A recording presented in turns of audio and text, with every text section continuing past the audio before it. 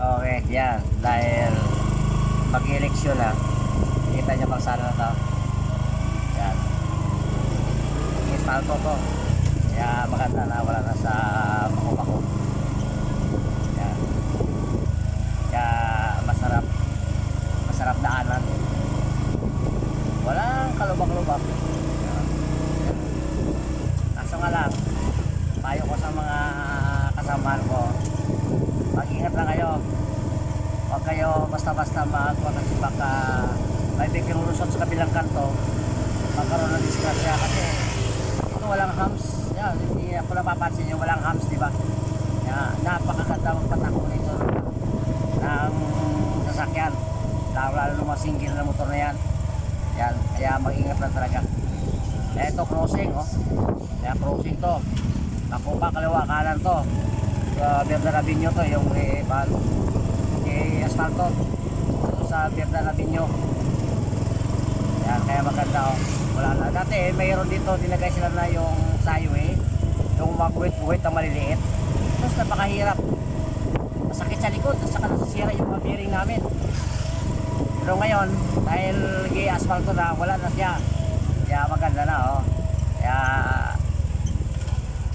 malaking tulong sa amin ito na asfalto na wala ng mga lubak-lubak. Shout out. Shout dyan.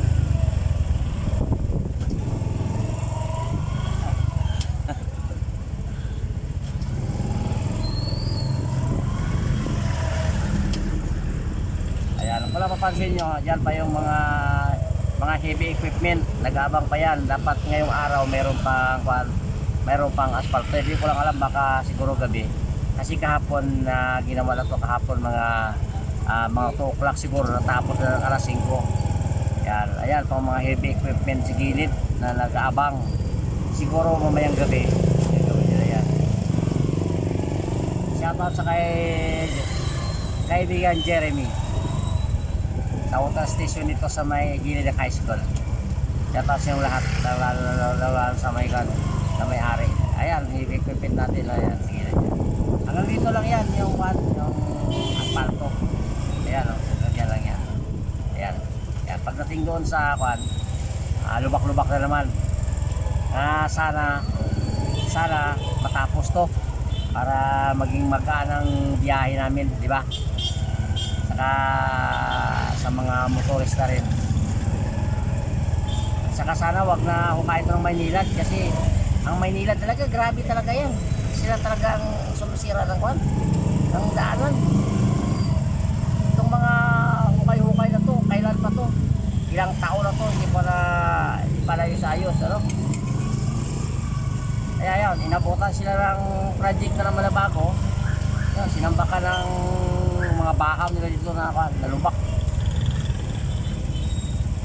Kaya ganitong oras, medyo matraffic talaga, ganitong oras. Kasi alas awar, uwian na ng mga estudyante at saka dyan sa main road.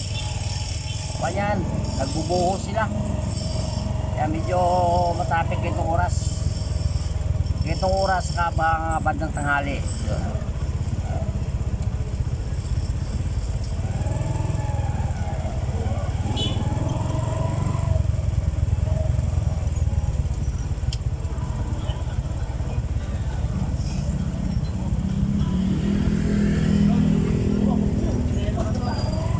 Pagbigyan natin ang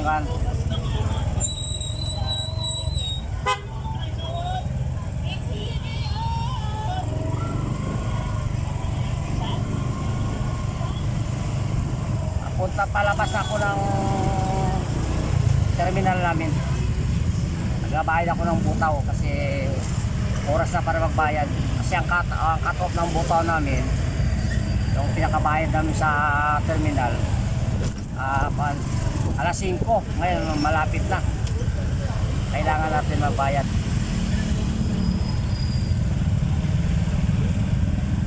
Ayan, ipayan na espalto dito. Sana ma-espalto to. Ayan. Pero yun naman sa ganong pagdating doon sa may palengke, tingnan nyo mamaya. Sa may palengke. Kasi nagtulong-tulong na kami dito para magtambak ng mga lubak-lubak na yun. Shoutout sa kay Mang Ben. Shout out. Shout out.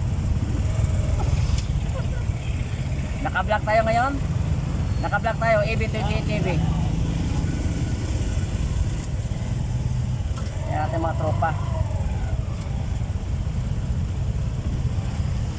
Mga tropang driver.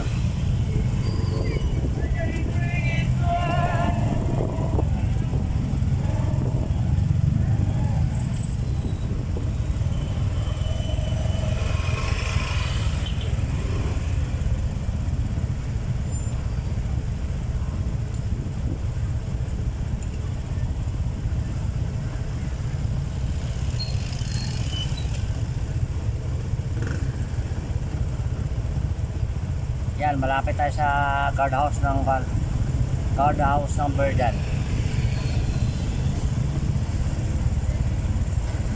Kasi ang banda rito hanggang dulo, Berdan yan. Paglampas natin yung guardhouse, Villa Cristina na siya. Yan ang Villa Cristina.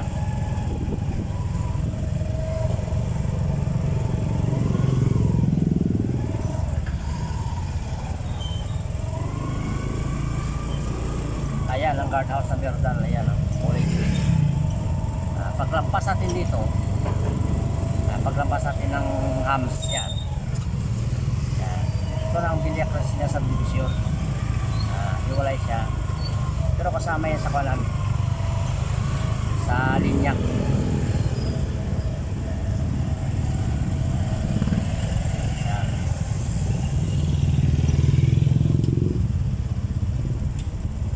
Yan, itong dapat makakita. Lakpasin nyo, may maluwak. Ito ang pasakit lang, lalo na pag dating tag-ulan. Hindi siya nakikita ang lubak na yan. Pag may tubig, sapul ka talaga. Kaya nga dati, pinagtutungan namin ito, lagi namin tambakan namin ng lupa, pero mas matagal pag umulan, nawawas out eh.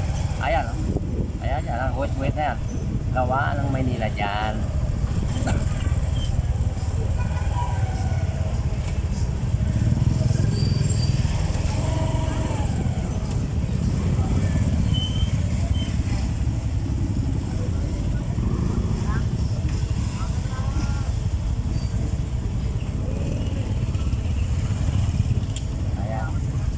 Talagang pag traffic kapiraso na lang o call pa eh, ma-stop pa dito sa kwan. Kita ayan lubak, no?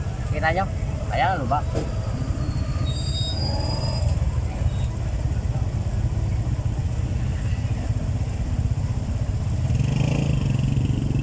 Ito ba na meron pa natin dito, hindi ko makatras kasi may kwan eh. Hi, shout out kay Ate Perla. Hello.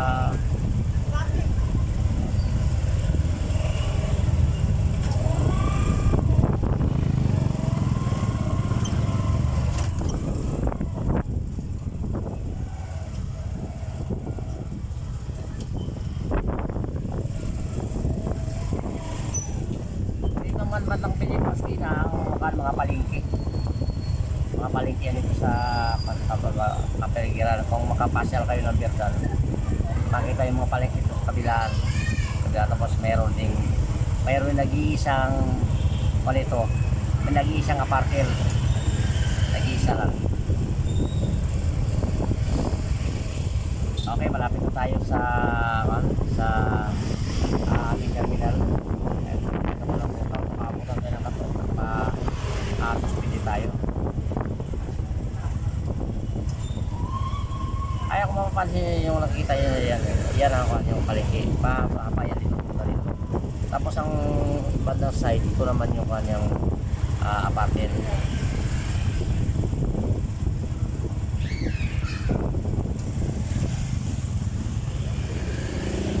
At ako napapansin nyo itong side na to, makasama luwag, ano? Bawal kasi magdahan yan.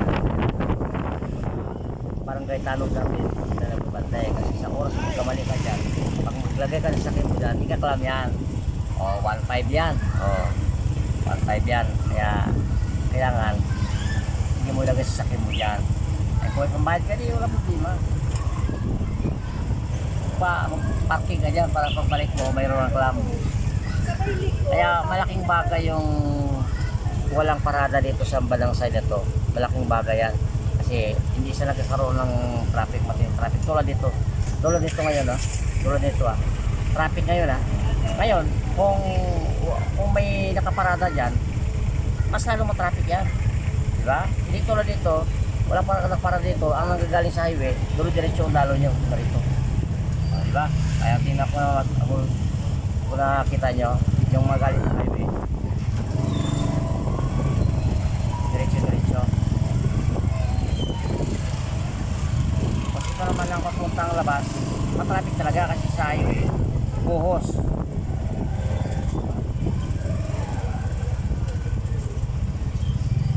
Okay, malapit na tayo sa malapit na ako sa terminal namin. Ako pa lang nabutaw, ma'am.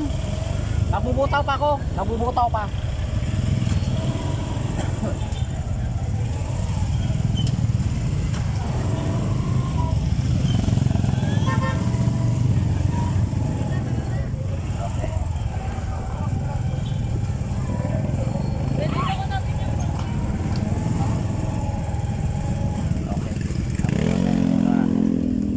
Baka mahirap na.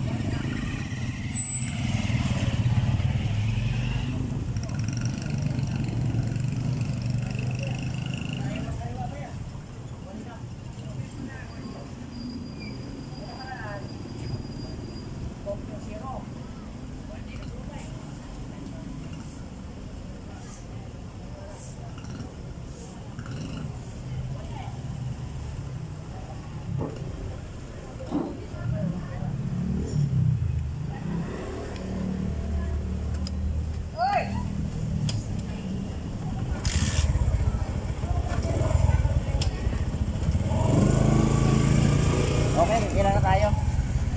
Shoutout nyo ng pass. Shoutout nyo ng pass. Shoutout kay Jabar. Ayan, ah. Naka-vlog tayo ngayon.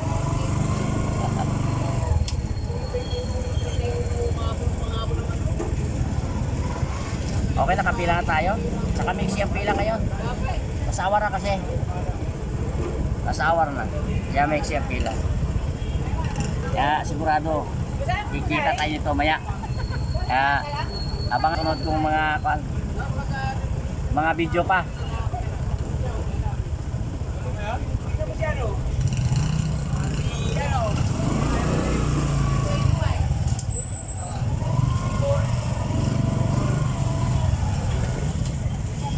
Ayan, nakapila na natin mga pasahero.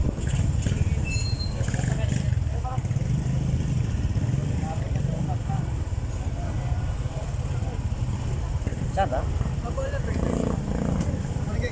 Ano yan? Mabulol? Mabulol, birdan na? Birdan lang.